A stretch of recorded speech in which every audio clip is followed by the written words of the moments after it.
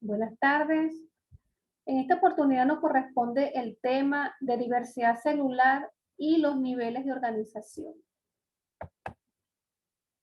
El objetivo es describir la diversidad celular y su relación con la organización y la especialización funcional de la célula. El contenido, organización celular de los organismos, niveles de organización del individuo, tipos de tejidos, tejidos animales y tejidos vegetales. ¿Qué conoces por diversidad? En esta imagen podemos apreciar una diversidad o variedad de animales y vegetales. Eso es lo que se conoce por diversidad, la variedad de especies, tanto animales como vegetales. Y esta variedad de especies es lo que conduce precisamente a que en el planeta existan variedad entre las especies. Vamos a ver de qué manera esta variedad de especies vegetales y animales se organizan. Niveles de organización celular. Los niveles de organización de los seres vivos inicia con la partícula más pequeña de la materia, que son los átomos. Ya sabemos pues que la reunión de átomos va a formar las moléculas. Y estas distintas moléculas, una vez que se agrupan por enlaces químicos, estarían formando la célula. La célula es un organismo único capaz de realizar todas las funciones vitales, tales como la reproducción, la relación y la nutrición. Estas células, cada una especializada para una función determinada, se agrupan y están formando los tejidos. Estos tejidos es una reunión de células similares y comprende dos tipos, tejidos animales y tejidos vegetales. Los tejidos, a su vez, se van a reunir entre ellos para formar órganos. Tejidos similares forman órganos para funciones específicas dentro de un conjunto de sistemas. Estos sistemas, a su vez, son los que estarían formando finalmente un individuo completo, capaz de realizar todas las funciones vitales. Este individuo lo vamos a separar o a conocer primero como una especie. La especie, una vez que se agrupa, forma una población, y estas poblaciones, diferentes poblaciones formadas por diferentes especies, al agruparse en un territorio determinado y en un tiempo determinado, van a formar lo que se conocen como comunidades. En estas comunidades no solamente confluyen poblaciones animales, sino también poblaciones vegetales. El conjunto de comunidades y su relación con el medio es lo que va a formar los ecosistemas. Estaríamos hablando de dos factores representativos de un ecosistema, como son los elementos biológicos o bióticos y los factores abióticos. Entre los elementos bióticos tenemos pues las poblaciones animales y vegetales e incluimos los microorganismos.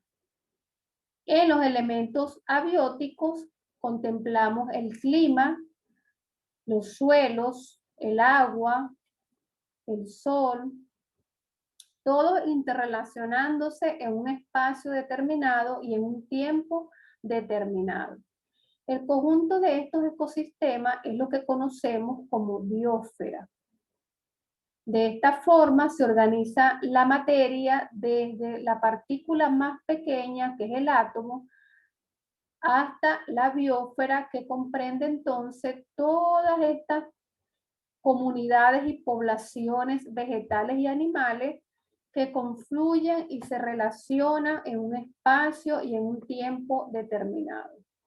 Esto ocurre siempre de la misma forma. Los niveles de organización de los seres vivos siempre se da de la misma manera y esto también permite el constante o la constante repoblación de las especies en el planeta.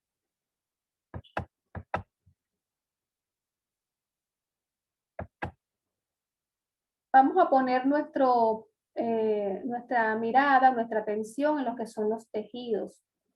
Los tejidos, como ya lo mencioné anteriormente, es una agrupación de células con funciones similares. En los tejidos animales conocemos 4 tipos de tejidos principales. El tejido epitelial se trata de una reunión de células pequeñas. Están estrechamente agrupadas, muy unidas, y van formando capas. La función de este tejido básicamente es de protección, secreción y percepción del medio donde esté el individuo. Este tejido lo podemos encontrar en la piel, en el epitelio estomacal, en las vías respiratorias, recubriendo también parte de los vasos sanguíneos, etc. El tejido conectivo, hay diferentes tipos de tejido conectivo como el sanguíneo, el cartilaginoso, el adiposo y el tejido óseo. Estos tejidos están unidos por una sustancia intercelular muy densa. Su unión no es tan estrecha como el tejido epitelial. El más común es el tejido conectivo laxo, que comprende los tejidos pues, que acabo de mencionar: el sanguíneo, el óseo, el adiposo y el tejido cartilaginoso. El tercer tejido es el tejido muscular. Estas son células alargadas, denominadas fibras, y la encontramos en 3 tipos: estriados, lisos y cardíacos.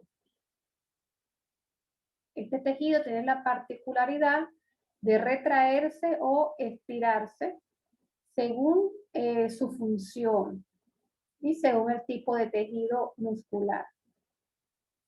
Por último, el tejido nervioso, que es el que está compuesto por las neuronas y las células gliales. Ellas son las que reciben los estímulos, traducen y transmiten la información nerviosa desde el exterior hasta el interior del organismo para producir una respuesta adecuada. De esta forma están compuestos los tejidos animales. En cuanto a los tejidos vegetales, hay 4 tipos de tejidos vegetales principales. El meristemático, que no lo podemos ver acá en esta gráfica, pero sin embargo puedo mencionar que son tejidos jóvenes, tejidos indiferenciados, que se encuentran en los extremos de las raíces y los tallos.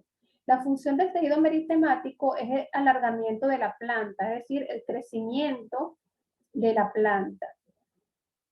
El tejido fundamental o sistema fundamental es el que conforma el cuerpo de la planta y se divide en parenquima, colenquima y esclerenquima. El parenquima tiene diferentes funciones. Por ejemplo, tiene función clorolífica por la reserva o por la presencia de cloroplasto. Tiene función de reserva, donde almacena almidón, proteína, entre otras sustancias. Tiene función de intercambio gaseoso en el caso de las plantas acuáticas. Y también función acuífero, en el caso de la transpiración de las plantas. El colenquima y el esclerenquima, su función principal es de sostén. Sostienen a la planta y se encuentran en las hojas y tallos. El clorenquima son células jóvenes y el esclerenquima estaremos hablando de células muertas ya en su madurez, pero ambas cumplen la misma función de sostén. Los tejidos epidérmicos, epidermis y peridermis, son tejidos que forman la epidermis de la planta, Muchas veces se observan tricomas o estomas y están relacionados con la capacidad de la pérdida o no de agua y el intercambio gaseoso. Los tejidos de conducción tenemos el floema y el xilema. Estos tejidos conducen sustancias desde las raíces hasta el resto de la planta. Son tejidos vasculares. Por ejemplo, el floema transporta nutrientes a todas partes de la planta, lo que se conoce como la savia elaborada. Y el xilema es el encargado de transportar agua y sales minerales desde las raíces hasta los tallos y las hojas de las plantas. En conjunto, los tejidos vegetales van a estar formando estructuras, cada una con funciones específicas dentro de la planta. En esta imagen podemos observar los diferentes tipos de tejido y la ubicación en una planta. El meristemático, como lo mencioné hace un rato, es el que se encarga del crecimiento, de la elongación del tallo de la planta y también de la raíz. Los tejidos conductores, xilema y floema, que son los que llevan esa savia bruta y esa savia elaborada, desde la raíz hasta toda la planta. Los tejidos fundamentales, el parenquima, y los tejidos protectores o tegumentarios, que son los tejidos epidérmicos, ubicados en el tallo de la planta. Estos también tienen como función el sostén de la planta. Aquí lo podemos ver en esta planta que está acá. La función de sostén, que es la que mantiene la planta, pues, digamos, erguida. De esta forma podemos revisar y comprender y diferenciar los diferentes tipos de tejidos, tanto animales como vegetales, y la importancia que tienen los niveles de organización dentro de un ecosistema. Cada uno de estos elementos que pudimos ubicar dentro de los niveles de organización están diseñados para formar o para agruparse de acuerdo a su función, a sus funciones o a sus actividades o a las actividades propias de cada uno de ellos. Hasta acá la explicación, espero que sea de mucho provecho y los invito a complementar con la información que se encuentra en la guía de estudio. Muchísimas gracias, hasta la próxima.